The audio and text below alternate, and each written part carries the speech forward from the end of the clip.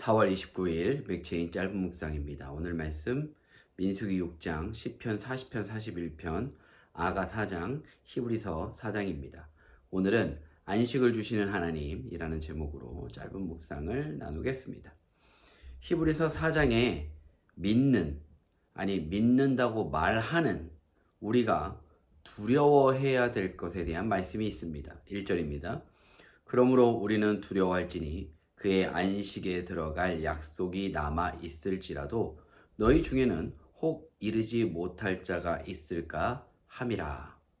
그의 안식에 들어갈 약속이 남아 있다는 이 말은 신천지와 같은 이단들이 내세우는 억지 궤변과는 다릅니다.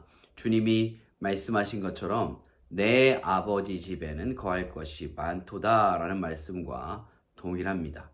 우리가 믿음으로 복음을 받아들이고 그 복음에 순종하며 살 때에 우리는 이미 하나님의 안식에 들어갔다고 성경은 전하고 있는 것입니다. 3절 앞부분이에요. 이미 믿는 우리들은 저 안식에 들어가는도다. 그렇다면 처음 이슈로 다시 돌아가서 우리가 두려워해야 할 것이 무엇일까요?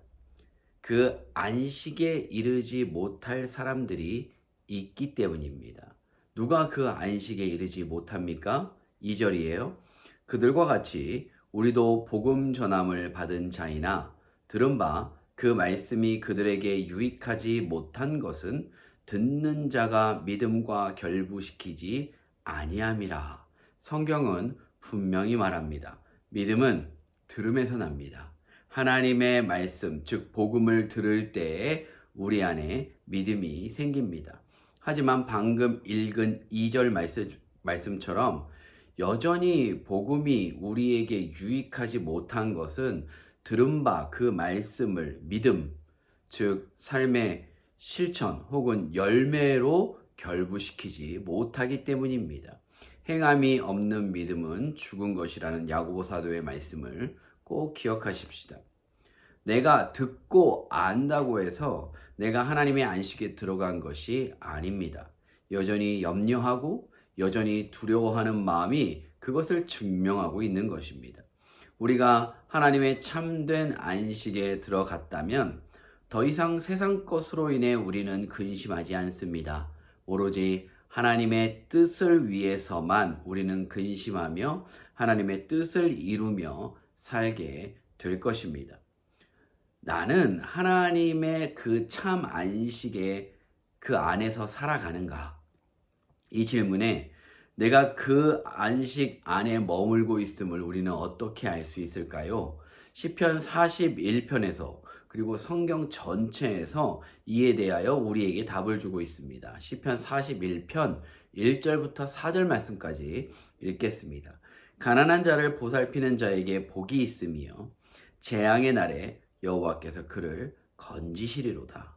여호와께서 그를 지키사 살게 하시리니 그가 이 세상에서 복을 받을 것이라.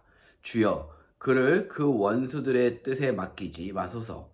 여호와께서 그를 병상에서 붙드시고 그가 누워 있을 때마다 그의 병을 고쳐 주시나이다.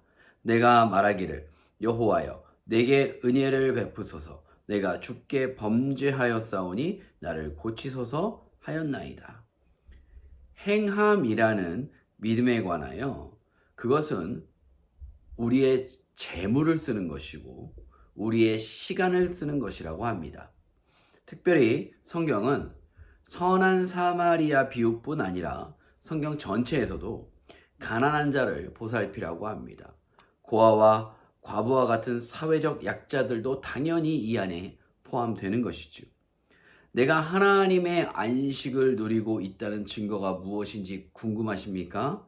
가난한 자를 보살피는 일에 있어서 재물을 아깝다고 시간을 허비한다고 생각하지 않는다는 것입니다. 하나님 나라가 그 안식이 바로 이렇기 때문이에요. 나는 어떻습니까? 여러분은 어떻습니까? 여전히 아까우십니까? 여전히 내가 가진 것이 부족해서 아직은 아니라고 생각하십니까?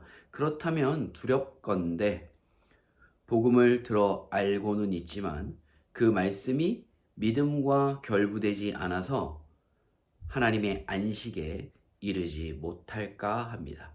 반대로 그리스도의 은혜 안에서 남을 위해 재물과 시간을 쓰는 것이 당연하고 그것이 여러분의 기쁨입니까?